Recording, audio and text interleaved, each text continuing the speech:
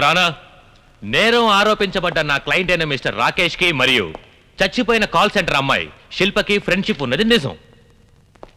ఈ జర్నలిస్ట్ సంధ్య మర్డర్ అయిన శిల్ప ఇద్దరు రూమ్మేట్స్, అదే నిజమే. ఈ జర్నలిస్ట్ సంజయ్ ఇచ్చిన స్టేట్మెంట్ ప్రకారం శిల్ప చనిపోయిన ముందు రోజు రాత్రి సుమారు 10:30 నుంచి 11:30 లోపు మిస్టర్ రాకేష్ శిల్ప మొబైల్ కి 7 నుంచి 10 కాల్స్ చేశారు. ఆమె కరెక్ట్? అవును సార్. అంటే వాళ్ళిద్దరు ఫోన్ లో మాట్లాడుకున్నది మీరు విన్నారా? లేదు, తన ఏ కాల్ని రెస్పాండ్ చేయలేదు. Note this point your honour. ఆ శిల్ప ఆ రోజు ఎందుకు ఫోన్ రిసీవ్ చేయలేదంటే ఆమెకు వేరే వాడితో సంబంధం ఉంది.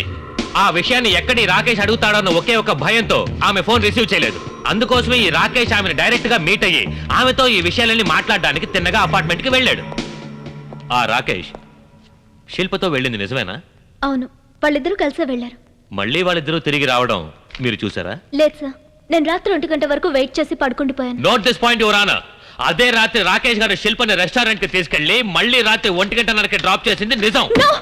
లేదు యువర్ ఆనర్, తన ఫ్లాట్ కి రాలేదు. ఫ్లాట్ కి వచ్చి ఉండకపోవచ్చు, కానీ అపార్ట్మెంట్ కి వచ్చినట్టు నాకు సాక్ష్యం ఉంది యువర్ ఆనర్. సుబ్బన్ గారు, శిల్ప ఆ రోజు రాత్రి ఎన్ని గంటలకు అపార్ట్మెంట్ నుంచి వెళ్ళారు? సార్ ఆ రోజు రాత్రి 11:30కి శిల్ప గారిని ఇతనే తీసుకెళ్లారు సార్. మళ్ళీ వాళ్ళు తిరిగి రాలేదా? వచ్చారు సార్. అది రాత్రి సుమారు 1:30కి ఆవిడ తీసుకొచ్చి వదిలేశారు సార్. ఎవరు? ఇతనేనా? అవును సార్. శిల్పని అపార్ట్మెంట్ దగ్గర డ్రాప్ చేసి మిస్టర్ రాకేష్ వెంటనే వెళ్ళిపోయారా? వెళ్ళిపోయారు సార్. మరి శిల్ప ఎందుకు ఫ్లాట్కి వెళ్ళలేదు? అక్కడ ఇంకో కారు వెయిట్ చేస్తాం సార్.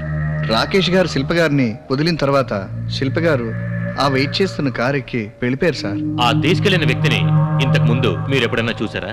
లేదు సార్. ఆ కార్ నెంబర్ చూసారా? ఫార్ రిజిస్ట్రేషన్ బోర్డు ఉండింది సార్. ఆ ఫార్ రిజిస్ట్రేషన్ కార్ లో ఉన్న వ్యక్తి శిల్పని ఎందుకు హత్య చేసి ఉండకూడదు? ఈ ముద్దాయి స్థానంలో నిలబడ్డ నా క్లయింట్ రాకేష్ కి ఆ శిల్ప హత్యకు ఎటువంటి సంబంధం లేదు sir. That's all your honour. వాదోపవాదాలను పరిశీలించిన తరువాత ఎటువంటి బలమైన సాక్ష్యాధారాలు లేనందువల్ల న్యాయస్థానం రాకేష్ని నిర్దోషిగా భావించి విడుదల చేయటమైనది.